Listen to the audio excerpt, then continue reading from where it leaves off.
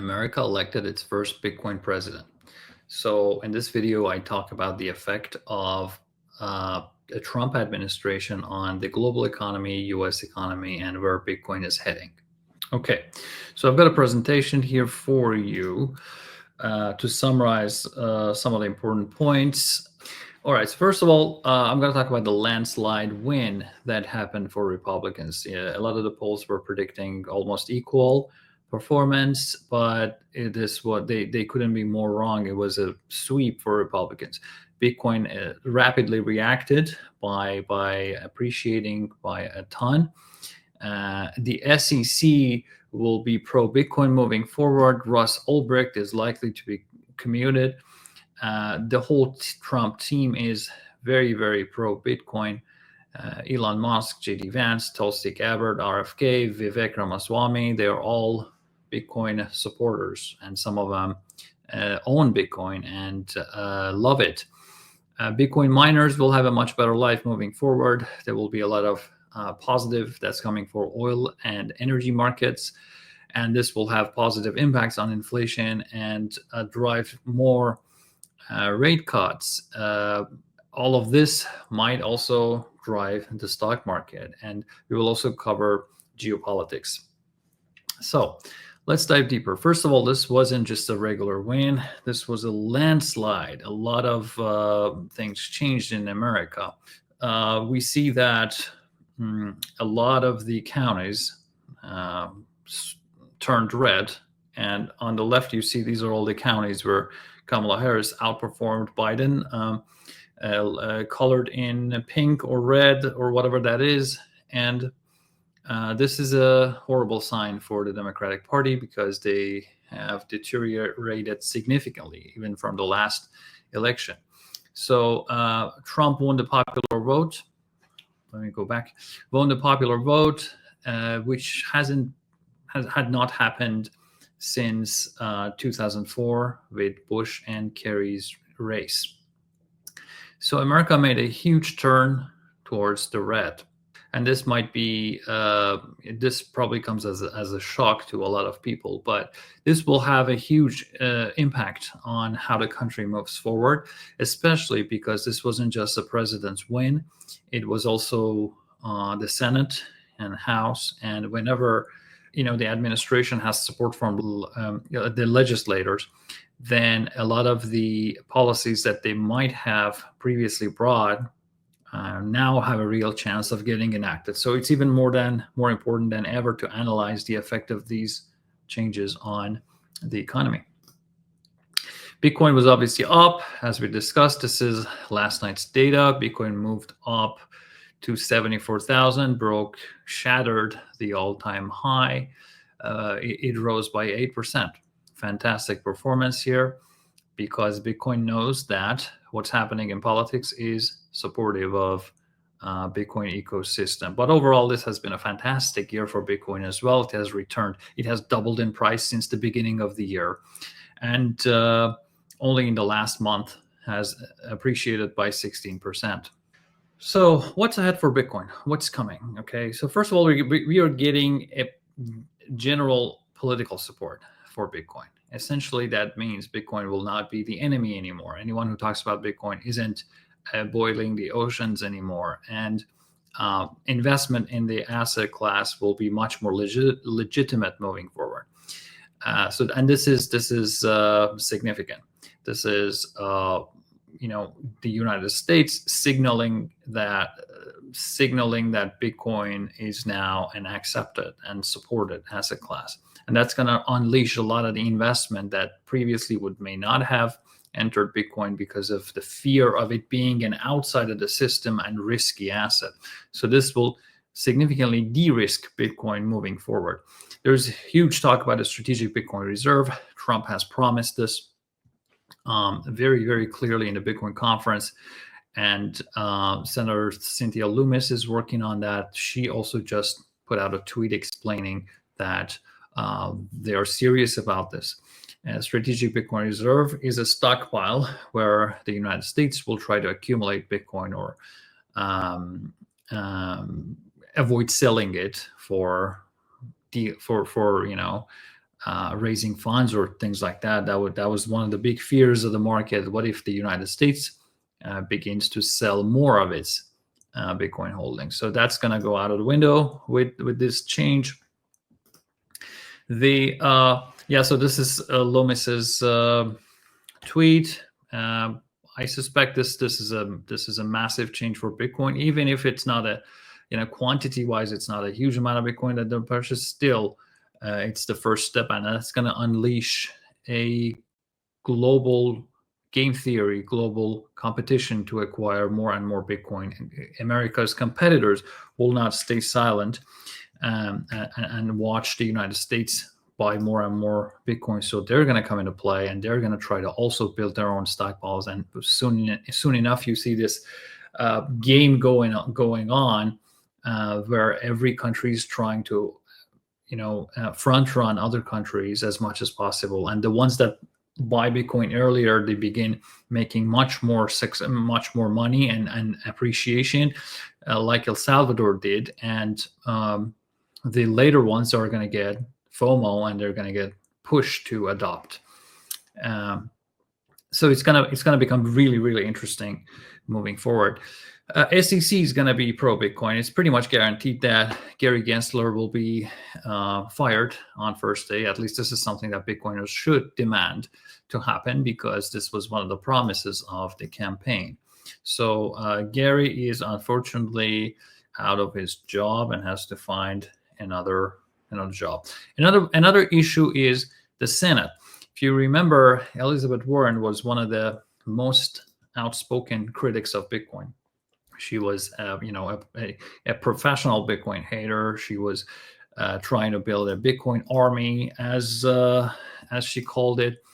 Anti-Bitcoin, anti-crypto army. And basically, she had made this her gig and her political thing to go after Bitcoin, which is a horrible look for someone like her, who built a career based on being anti-banks and supporting the little guy. Now she's in the same camp as big banks and Jamie Dimon and all the others.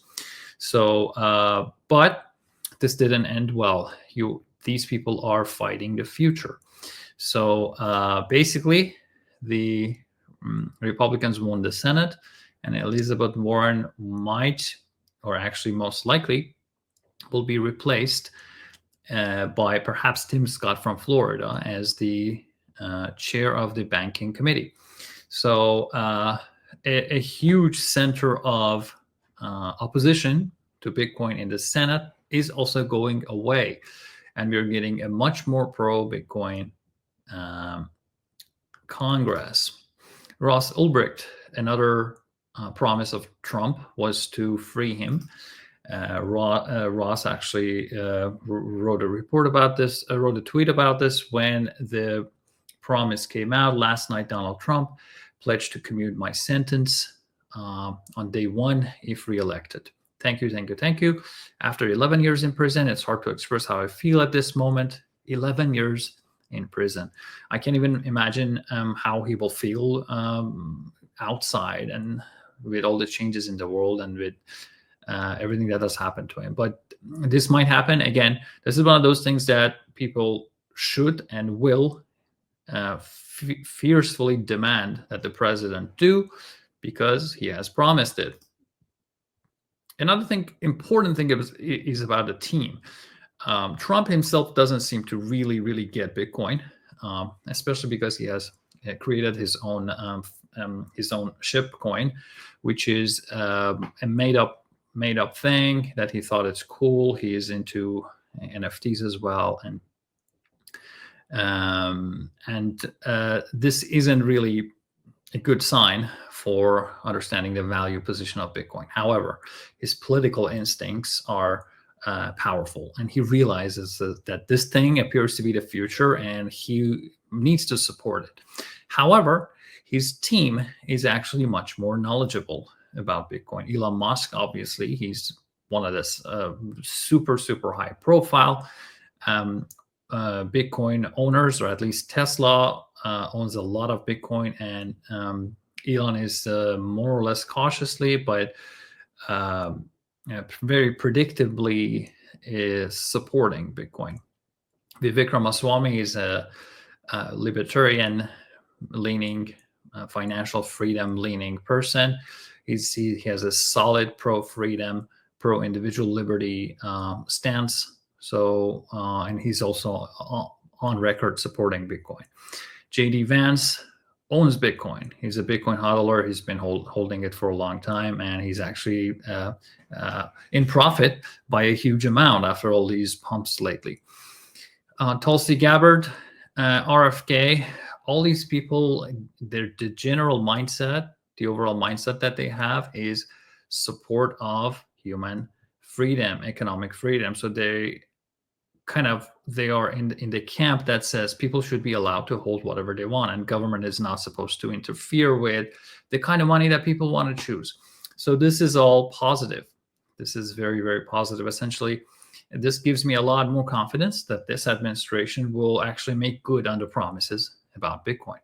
And some of the other things they'll do is they'll sort of prevent the angry mob from attacking Bitcoin miners for using so much energy and so on. And this is massively positive for that whole industry. Plus, when the political support comes, money comes in, money becomes investment, investment becomes jobs, jobs becomes better development, better application, and better excitement all over the country about this whole Bitcoin industry. So it seems to be a great time to be in Bitcoin. And if you've been in it for a while and you've been enjoying the recent pump, congratulations. What about the economy? Now, a lot of the agenda that Donald Trump has proposed appears to be positive for the economy, and some are not. So the good ones in general are the ones that support human freedom, economic freedom, reduction of taxes, which is a very difficult thing to work to actually enact. But again, with the support of Congress, he might have a shot. Lower taxes essentially means businesses will have more money to spend, and that money turns into investment. The investment turns into jobs. Jobs turn into economic growth, more production. Production will support reduction of inflation. He has also discussed supporting the oil and energy industry. And that will essentially, we are still hugely dependent on the fossil fuels, right? So we can't suddenly turn it off and switch to the alternative and green energy.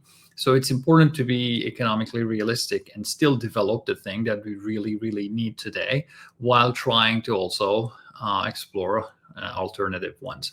So he's going to do that, and he's going to support investment in energy, which means energy is going to be cheaper. And guess what? Energy is in everything, right? So if energy costs go down, everything ends up being cheaper, and that is extremely helpful for production, right? So if industries are able to acquire products at a cheaper price, if they're able to buy energy, which is a large amount of the expenses that many enterprises have, they can produce more, right? So this is going to be another headwind for the global economy and production and economic growth. You got to essentially let businesses do what they need to do. You got to let them invest in whatever they need to do. It's not a great thing for government to come in and mandate. You can do this, you cannot do that, right? So if you just let businesses figure it out themselves, you typically have a lot better and healthier economy moving forward. So another thing, as I said, as prices go down and as production ramp up, both of these things are positive for inflation and reducing consumer goods prices. And this will also give the Fed much more confidence in continuing to cut the rates. And then you will also have the support that comes from the monetary policy. So the economy will keep going up faster. This will also drop the yields and interest rates. And then following that, mortgage rates. So it's going to make it easier to buy a house, easier to invest, and so on. And one of the side effects of all this is the support for the stock market. Stock market is a little bit tricky though, because it's been up so much lately. So you might still get volatility or enthusiastic moves up that get corrected. But overall, everything that's happening is really, really bullish for the stock market in the next 4 years. Geopolitics, another thing, Trump administration tends to be supportive of calm environment. They are actively against war. Tulsi Gabbard, like very much, very, very big on ending wars and stopping all that investment, which is another horrible waste of economic energy. And all that is again positive. And when one of the things that's extremely helpful for the global economy is calm and peace, that's when business people feel good about putting their money into use and investing and expanding and growing and hiring and producing and making everybody wealthier and everything more accessible. So less war, calm in the Middle East, calm in the energy markets. That's also positive. All this absolutely helpful for Bitcoin as well. So other than the direct support that we talked about, which is going to come for Bitcoin, there's also this economic boom that can support Bitcoin. Now, a negative side of this is the tariffs. So if Trump enacts really, really high tariffs on Chinese goods, a lot of the positive gains from energy cost reduction will be negated, because when you enact tariffs, I understand the political side of it, but at the same time, this is economically negative, objectively bad for the economy. If you really, really put a gun to my head, I might say for a very, very short amount of time, you might do some of these tariffs to just help your industry stand on its feet and fix a temporary problem. But these should be quickly lifted, and you should let your companies to compete. If your companies aren't as good as the Chinese ones, your problem is with your own companies. By stopping the Chinese goods from coming in, you're just letting your industry to be inferior and continue to be inferior. And the cost of that is, the products you make in the country are going to be more expensive. So at the end of the day, the consumer pays. The best way is to support the industry through less burden, less legislation, less interference, and allow them to really, really compete on their own merit with foreign companies. So hopefully that doesn't go anywhere, but we'll see. And this is a flywheel, or sort of the cycle that we might see. This is a likely situation if the stuff that comes out of the campaign actually materialize. You get pro-market policies, but Vivek Ramaswamy, Elon Musk, they are solid market advocates. So that team is a really reassuring sign. Now, if pro-market policies are enacted, investment will increase, energy production will go up, inflation will go down, there will be more rate cuts and economic policy support. All that leads to economic growth, asset prices up, and Bitcoin is right in the center, absorbing all this liquidity and growth. And with its capped supply, it's going to be the fastest growing asset. And there's been research showing that Bitcoin is the most reactive to growth. Bitcoin is going to be the fastest horse in the race. If, in fact, the world economy begins growing at a rapid pace, and our fears of inflation and unemployment and so on go down, then all of that is massively bullish for Bitcoin. And it's going to be one of the best assets to own. I'm actually going to venture and say this is the best asset to own. Not financial advice, but I got to share my opinion with you. With that, I'll end this video, and I'll see you in the next one.